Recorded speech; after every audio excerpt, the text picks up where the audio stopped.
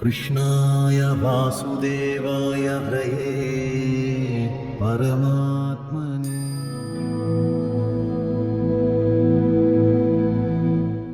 ಬೇರೆಯವರಿಗೆ ಒಳ್ಳೆಯದನ್ನು ಮಾಡಿದರೆ ನಿಮಗೆ ಒಳ್ಳೆಯದಾಗತ್ತಾ? ಆಧ್ಯಾತ್ಮ ಕನ್ನಡ ಚಾನೆಲ್ಗೆ ಸ್ವಾಗತ. ಅತ್ಯದ್ಭುತ ಅನುಭವಕ್ಕೆ ದಯವಿಟ್ಟು ಇಯರ್ಫೋನ್ ಬಳಸಿ. ಒಂದಾನೊಂದು ಕಾಲದಲ್ಲಿ ಒಂದು ಊರಿನಲ್ಲಿ ಒಬ್ಬ ಮಹಿಳೆ ಇದ್ದಳು. ಆಕೆ ಪ್ರತಿದಿನ ತನ್ನ ಕುಟುಂಬಕ್ಕಾಗಿ ಬ್ರೆಡ್ ತಯಾರಿಸುತ್ತಿದ್ದಳು. ಜೊತೆಗೆ ಹಸಿವಿನಿಂದ ಬರುವ ಒಬ್ಬ ದಾರಿಹೋಕನಿಗಾಗಿ ಒಂದು ಬ್ರೆಡ್ ಹೆಚ್ಚಾಗಿ ತಯಾರಿಸುತ್ತಿದ್ದಳು. ಹೆಚ್ಚಾಗಿ ತಯಾರಿಸಿದ ಬ್ರೆಡ್ಡನ್ನು ಅಗತ್ಯ ಇದ್ದವರು ತೆಗೆದುಕೊಂಡು ಹೋಗಲಿ ಎಂದು ಕಿಟಕಿಯ ಬಳಿ ಇಡುತ್ತಿದ್ದಳು. ಆ ಬ್ರೆಡ್ಡನ್ನು ಪ್ರತಿದಿನ ಒಬ್ಬ ಭಿಕ್ಷುಕ ಬಂದು ತೆಗೆದುಕೊಂಡು ಹೋಗುತ್ತಿದ್ದದ್ದನ್ನು ಆಕೆ ಗಮನಿಸುತ್ತಾಳೆ. ಆತ ಕೃತಜ್ಞತೆ ಸಲ್ಲಿಸುವುದನ್ನು ಬಿಟ್ಟು ಕೆಲವು ಪದಗಳನ್ನು ಹೇಳಿ ತನ್ನ ಪಾಡಿಗೆ ತಾನು ಹೋಗುತ್ತಿದ್ದ.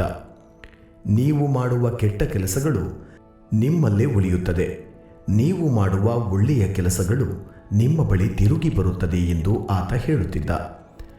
ದಿನ ಕಳೆದಂತೆ ಇದೇ ರೀತಿ ಸಾಗುತ್ತಿತ್ತು. ಇದರಿಂದ ಆ ಮಹಿಳೆಗೆ ಕಿರಿಕಿರಿ ಉಂಟಾಯಿತು. ಕೃತಜ್ಞತೆ ಸಲ್ಲಿಸುವ ಒಂದು ಮಾತು ಇಲ್ಲ ಎಂದು ಆಕೆ ತನ್ನಷ್ಟಕ್ಕೆ ತಾನೇ ಹೇಳಿಕೊಂಡಳು. ಈ ಭಿಕ್ಷುಕ ಪ್ರತಿದಿನ ಇದೇ ಮಾತನ್ನು ಹೇಳುತ್ತಿರುತ್ತಾನೆ, ಇದರ ಅರ್ಥ ಏನು ಎಂದು ಆಕೆ ಯೋಚನೆ ಮಾಡುತ್ತಾಳೆ. ಇದೇ ಯೋಚನೆಯಲ್ಲಿ ಉದ್ರೇಕಗೊಳ್ಳುವ ಆಕೆ ಈ ಭಿಕ್ಷುಕನ ವಿಚಾರದಲ್ಲಿ ಏನಾದರೂ ಮಾಡಬೇಕು, ಆತನನ್ನು ತೊಡೆದು ಹಾಕಬೇಕು ಎಂದು ತನ್ನಷ್ಟಕ್ಕೆ ತಾನು ಹೇಳಿಕೊಳ್ಳುತ್ತಾಳೆ. ಮರುದಿನ ಭಿಕ್ಷುಕನಿಗಾಗಿ ಮಾಡಿದ ಬ್ರೆಡ್ಡಿಗೆ ವಿಷ ಸೇರಿಸಿದಳು. ಅದನ್ನು ಕಿಟಕಿಯ ಬಳಿ ಇಡಲು ಹೋದಾಗ ಆಕೆಯ ಕೈ ನಡುಗಿತು. ನಾನೇನು ಮಾಡುತ್ತಿದ್ದೇನೆ ಎಂದು ಚಿಂತಿಸಿ ತಕ್ಷಣವೇ ಆ ಬ್ರೆಡ್ಡನ್ನು ಬೆಂಕಿಗೆ ಎಸೆದಳು. ಭಿಕ್ಷುಕನಿಗಾಗಿ ಮತ್ತೊಂದು ಸಾರಿ ಬ್ರೆಡ್ ತಯಾರಿಸಿ ಕಿಟಕಿಯ ಬಳಿ ಇಟ್ಟಳು.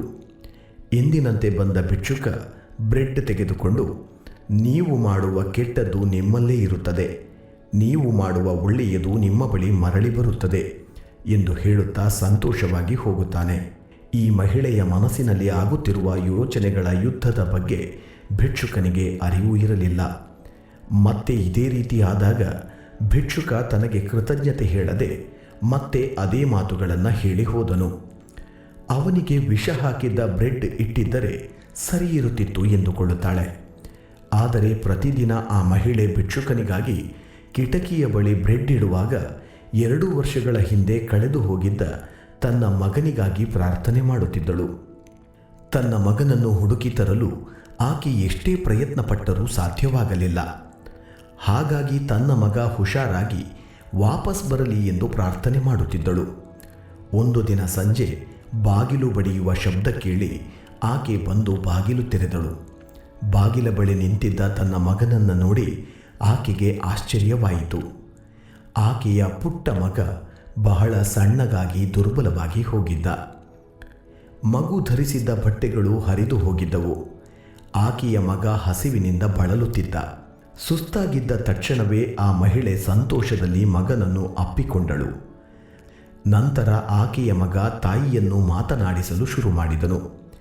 ಅಮ್ಮ, ನಾನಿಲ್ಲಿಗೆ ಮರಳಿ ಬಂದಿರುವುದು ಒಂದು ಪವಾಡ. ನಾನು ಮೈಲಿಗಟ್ಟಲೆ ದೂರದಲ್ಲಿದ್ದೆ, ಹಸಿವಿನಿಂದ ಬಳಲುತ್ತಿದ್ದೆ. ನನಗೆ ತಿನ್ನಲು ಏನೂ ಸಿಗದೆ ಸುಸ್ತಾಗಿ ತಲೆ ತಿರುಗಿ ಬಿದ್ದಿದ್ದೆ. ಆಗ ದಾರಿಯಲ್ಲಿ ಹೋಗುತ್ತಿದ್ದ ವಯಸ್ಸಾದ ಭಿಕ್ಷುಕನೊಬ್ಬನ ಬಳಿ ತನಗೆ ಸ್ವಲ್ಪ ಬ್ರೆಡ್ ಕೊಡಿ ಎಂದು ಬೇಡಿಕೊಂಡೆ. ಆತ ನನ್ನ ಮೇಲೆ ಕರುಣೆ ತೋರಿ ಪೂರ್ತಿ ಬ್ರೆಡ್ಡನ್ನು ನನಗೆ ಕೊಟ್ಟುಬಿಟ್ಟ ಎಂದು ಹೇಳಿದನು. ಆಗ ಮಹಿಳೆ ಕುತೂಹಲದಿಂದ ಕೇಳಿದಳು, ಆ ಭಿಕ್ಷುಕ ಯಾರು ಎಂದು ನನಗೆ ಹೇಳುತ್ತೀಯಾ? ಅವರಿಗೆ ನಾನು ಧನ್ಯವಾದ ಹೇಳಬೇಕು ಎಂದು ಹೇಳುತ್ತಾಳೆ.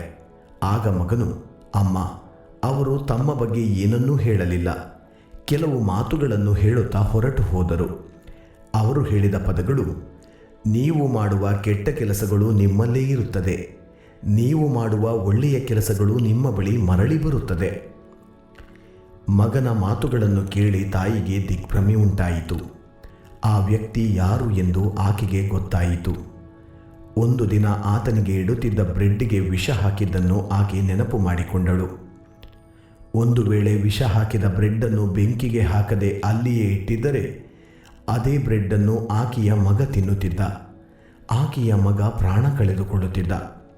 ಆ ಕ್ಷಣದಲ್ಲಿ ಆಕೆಗೆ ಭಿಕ್ಷುಕ ಹೇಳುತ್ತಿದ್ದ ಮಾತಿನ ಅರ್ಥ ಗೊತ್ತಾಯಿತು. ನೀವು ಮಾಡುವ ಕೆಲಸಗಳು ನಿಮ್ಮಲ್ಲೇ ಉಳಿಯುತ್ತದೆ. ನೀವು ಮಾಡುವ ಒಳ್ಳೆಯ ಕೆಲಸಗಳು ನಿಮ್ಮ ಬಳಿ ಮರಳಿ ಬರುತ್ತವೆ. ನಾವು ನಮ್ಮ ಜೀವನದಲ್ಲಿ ಸಹ ನೋಡಿದರೆ ಈ ಕರ್ಮದ ತತ್ವ ನಮ್ಮ ಜೀವನಕ್ಕೂ ಸರಿ ಹೊಂದುತ್ತದೆ. ನಾವು ಕೆಟ್ಟ ಕೆಲಸಗಳನ್ನು ಮಾಡಿದರೆ ನಮಗೆ ಕೆಟ್ಟದ್ದೇ ಆಗುತ್ತದೆ. ನಾವು ಒಳ್ಳೆಯ ಕೆಲಸ ಮಾಡಿದರೆ ನಮಗೆ ಒಳ್ಳೆಯದಾಗುತ್ತದೆ. ಬೇರೊಬ್ಬ ವ್ಯಕ್ತಿಗಾಗಿ ನೀವು ಹಳ್ಳ ತೋಡಿದರೆ ಆ ಹಳ್ಳದಲ್ಲಿ ನೀವೇ ಬೀಳುವ ಹಾಗೆ ಆಗಬಹುದು. ಬೇರೆಯವರಿಗೆ ನೀವು ಒಳ್ಳೆಯದನ್ನು ಮಾಡಿದರೆ ನಿಮಗೆ ಒಳ್ಳೆಯದೇ ಆಗುತ್ತದೆ. ಒಳ್ಳೆಯ ಕೆಲಸಗಳನ್ನು ಮಾಡಿ. ಆ ಸಮಯದಲ್ಲಿ ನೀವು ಮಾಡಿದ ಒಳ್ಳೆಯ ಕೆಲಸಕ್ಕೆ ಮೆಚ್ಚುಗೆ ಸಿಗದೇ ಹೋದರೂ ಸಹ ಒಳ್ಳೆಯ ಕೆಲಸ ಮಾಡುವುದನ್ನು ನಿಲ್ಲಿಸಬೇಡಿ. ನೀವು ಸಂತೋಷದ ಜೀವನ ನಡೆಸಬೇಕು ಎಂದರೆ ಬೇರೆಯವರಿಗೆ ಸಂತೋಷ ನೀಡಿ. ಏಕೆಂದರೆ ನಾವು ಬೇರೆಯವರಿಗೆ ಏನು ಮಾಡುತ್ತೀವೋ ಅದೇ ನಮಗೆ ಮರಳಿ ಬರುತ್ತದೆ. ಇದರಿಂದಲೇ ನೀವು ಮಾಡುವ ಕೆಟ್ಟ ಕೆಲಸಗಳು ನಿಮ್ಮಲ್ಲೇ ಉಳಿಯುತ್ತದೆ, ನೀವು ಮಾಡುವ ಒಳ್ಳೆಯ ಕೆಲಸಗಳು ನಿಮ್ಮ ಬಳಿಗೆ ಮರಳಿ ಬರುತ್ತದೆ ಎಂದು ಹೇಳುತ್ತಾರೆ. ಇಂತಹ ಮತ್ತಷ್ಟು ವಿಡಿಯೋಗಳಿಗಾಗಿ ನಮ್ಮ ಆಧ್ಯಾತ್ಮ ಕನ್ನಡ ಚಾನಲನ್ನು ಸಬ್ಸ್ಕ್ರೈಬ್ ಮಾಡಿ. ಪಕ್ಕದಲ್ಲಿರುವ ಬೆಲ್ ಐಕಾನನ್ನು ಕ್ಲಿಕ್ ಮಾಡಿ. ಕೃಷ್ಣಾಯ ವಾಸುದೇವಾಯ ಹರಯೇ ಪರಮಾತ್ಮನೇ ಪ್ರಾಣತ್ಥ ಕ್ಲೇಶನಾಶಾಯ ಗೋವಿಂದಾಯ ನಮೋ ನಮಃ. ಓಂ ಶ್ರೀ ಗುರು ರಾಘವೇಂದ್ರಾಯ ನಮಃ.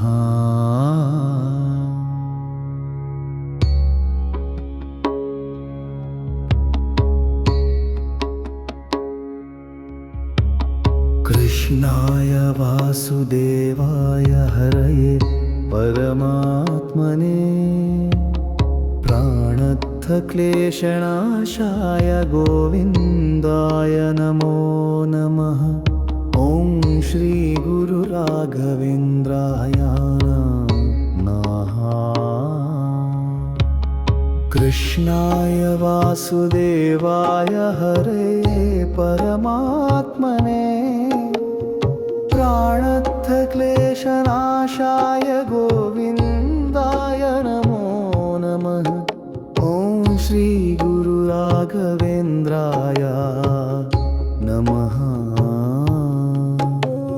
ಕೃಷ್ಣಾಯ ವಾಸುದೇವಾಯ ಹರೇ ಪರಮಾತ್ಮನೇ ಪ್ರಾಣತ್ಥ ಕ್ಲೇಶನಾಶಾಯ ಗೋವಿಂದಾಯ ನಮೋ ನಮಃ. ಓಂ ಶ್ರೀ ಗುರು ರಾಘವೇಂದ್ರಾಯ ನಮಃ. ಕೃಷ್ಣಾಯ ವಾಸುದೇವಾಯ ಹರೇ ಪರಮಾತ್ಮನೇ ಪ್ರಾಣತ್ಥ ಕ್ಲೇಶನಾಶಾಯ ಗೋವಿಂದಾಯ ನಮೋ ನಮಃ. ಓಂ ಶ್ರೀ ಗುರು ರಾಘವೇಂದ್ರಾಯ ನಮಃ. ಕೃಷ್ಣಾಯ ವಾಸುದೇವಾಯ ಹರೇ ಪರಮಾತ್ಮನೇ ಪ್ರಾಣತ್ಥ ಕ್ಲೇಶನಾಶಾಯ ಗೋವಿಂದಾಯ ನಮೋ